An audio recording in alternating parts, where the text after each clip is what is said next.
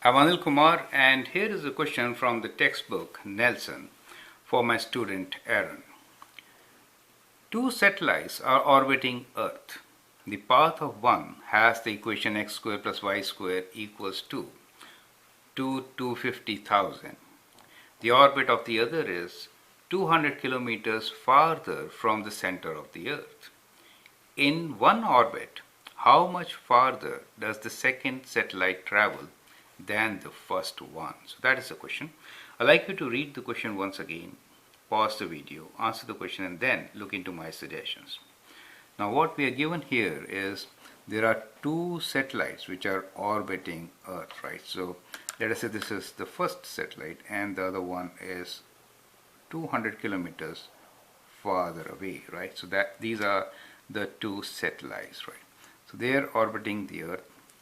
And what we are given here is that the equation of the first one is, so satellite 1 equation is x squared plus y squared equals to 250,000. Correct? So the radius will be, let me call this radius as r1. So in this case, r1 will be equals to square root of this big number, which is 250,000, right? So 2,250,000. So let's do square root of this. It is 250,000, right? I missed 1 2 in this. No, did I get it? Let me type it again. So it is square root of 2 and then 250 and then 1 2 3 equals to 1500. So the radius for the first one is equal to 1500. Okay, so that is R1. So say the orbit of the other is 200 kilometers farther. So that means for the next one, R2 is equals to R1 plus 200. It is 200 kilometers farther. All these are in kilometers, right? So that means that should be equals to 1500 plus 200, correct? That gives us 1700 kilometers. So for the other R2, we have 1700, right? So this is plus 200. Okay. Now the question is, in one orbit, how much farther does the second satellite travel than the first?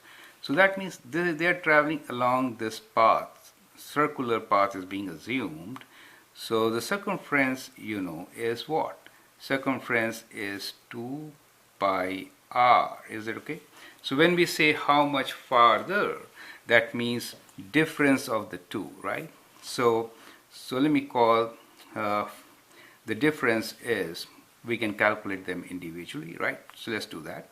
So circumference for the first one will be 2 pi times 1500, correct?